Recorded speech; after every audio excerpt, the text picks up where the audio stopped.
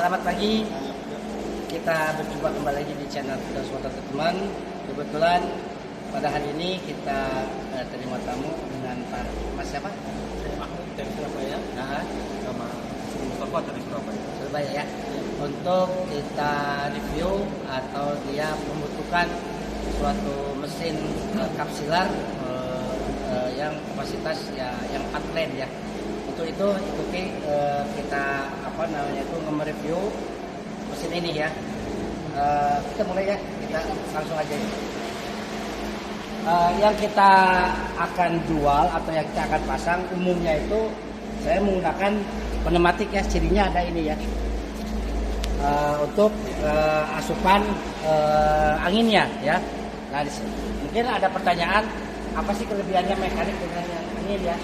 Nah, kelebihannya seperti ini ya. Satu, tenaga untuk menggerakkan semua sistem ini 50% mekanik ya, 50% angin. Di antaranya untuk turunnya gelas kita pakai angin ya. Coba lihat. Turunnya gelas pakai angin, turunnya air ya. Selain dia pakai angin juga dibantu dengan manual. Nanti kita jelaskan fungsinya ya. Kemudian naik turun juga dibantu dengan angin ya.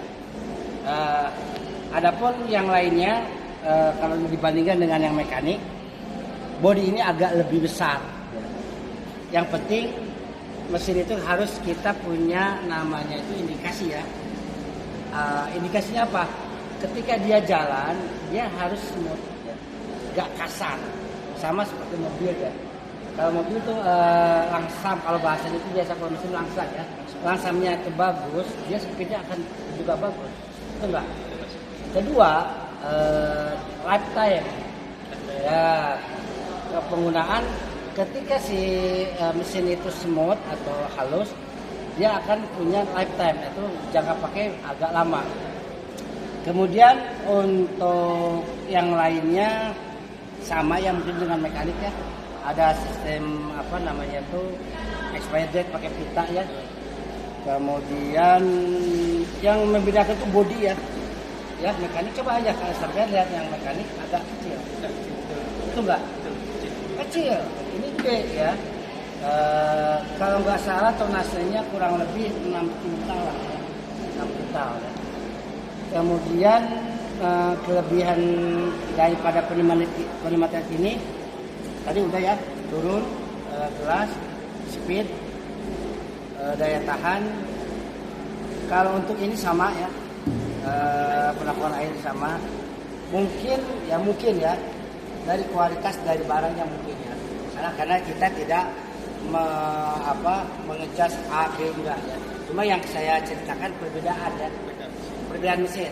Adapun silakan para subscriber yang mengikuti channel saya, mengikut terus mana kelebihannya mekanik, mana kelebihan pneumatik akan terlihat dari yang tadi saya jelaskan.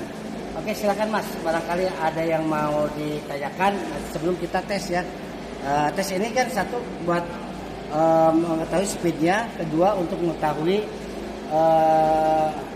kinerja per menitnya jatuhnya berapa cetakan ya. Oke, silakan, ada pertanyaan. Jadi ini pengaturannya masih manual, pengisian untuk kap-kapnya ini. Ya, di sini itu disebutnya ajas bantu ya. Ajas bantu. Kenapa? Karena yang buka tutup ini selenoid. Nah, ini ajas bantu. Bila mana kelebihan kita agak tutup, kekurangan kita buka. Ketika rumus ini sudah ketemu, udah jangan utak-atik. Nanti yang mainkan ini. Oke ya. Oke. Silakan. Ini pemanas UV atau ultraviolet UV juga? Ya. Ini expired tanggal. Ya, betul. Ya. Jadi ini turunnya satu persatu. Ya, ya. Perlu diketahui ya, nanti setiap bagi orang yang berminat mesin ini, pihak importir tidak melayani secara detail seperti saya. Kenapa? Contoh, orang yang jual mesin, dia harus ada kelengkapan ya. Betul. Contoh, kita harus kasih masukan kompresornya seperti ini. Ada cup untuk dites, ada lead kita bisa pinjamkan. Kenapa? Kita tidak bisa ngetes secara perfect ya sempurna tanpa adanya pendukung. Airnya harus masuk dulu sehingga kan semua bisa berjalan. Nah nanti ini kita tes ketika kita pasang di Surabaya ya. Untuk semua mekanisme ini menjadi pertanggungjawaban kami ya.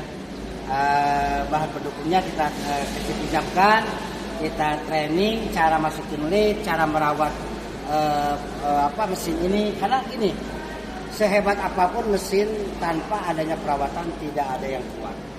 Satu itu. Kedua, mesin kalau diibaratkan manusia sama ya, dia juga perlu istirahat. Jadi kerjakan atau gunakan mesin itu sesuai dengan kapasitas dan kapabilitas. Betul nggak? Karena apa? Contoh gini, manusia kuat berapa jam? Misalkan 8 jam.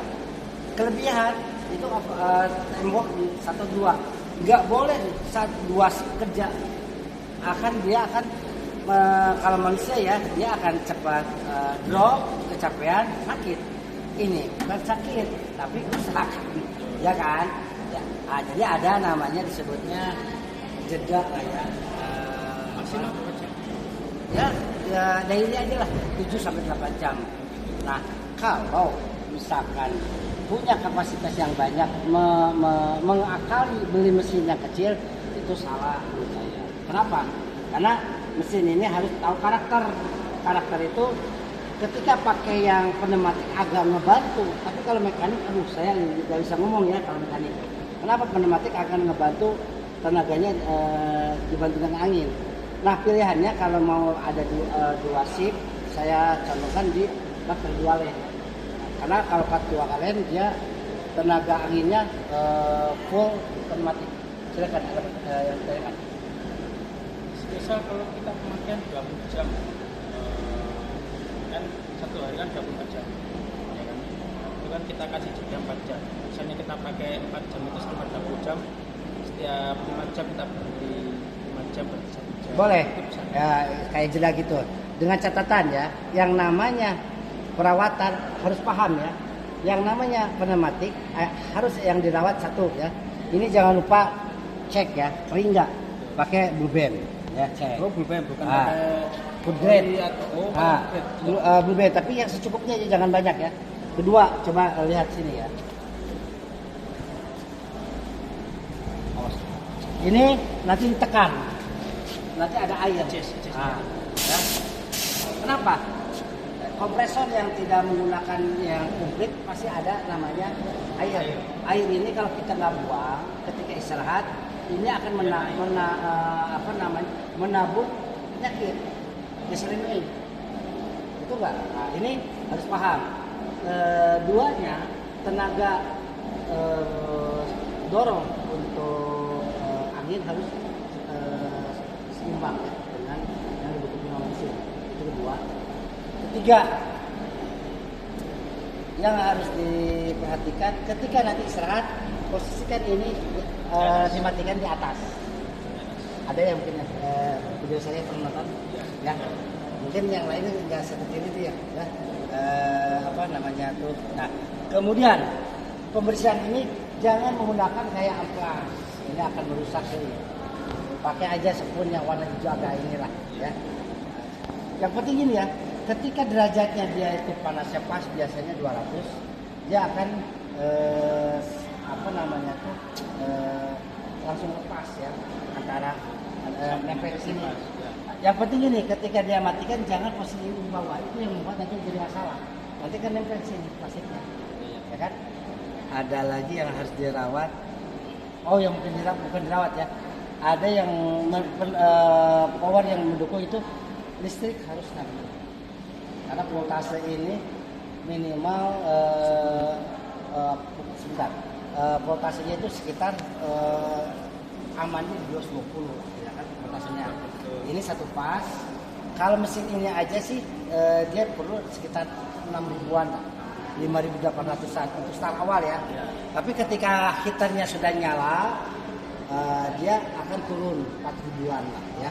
Nah, saya sarankan gini ya, ketika sudah panas jangan gini, produksi jam matiin, produksi jangan, saya listrik itu enggak.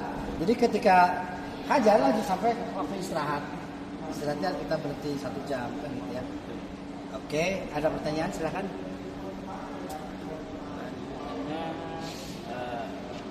Kalau tidak ada kita tes aja. Nanti pertanyaannya setelah kita pasang. Oke, itu enggak? Ya. Oke, lanjut kita ikuti, kita tes untuk mesin ini untuk pertimbangan Mas ya. Dan ini mungkin Mas sudah nonton kita udah mungkin berkali-kali ya. Pak, bisa mulai Pak tes. Kita tes ini ya speednya Pak. Oh, bisa ini bisa nanti. Biasanya tidak.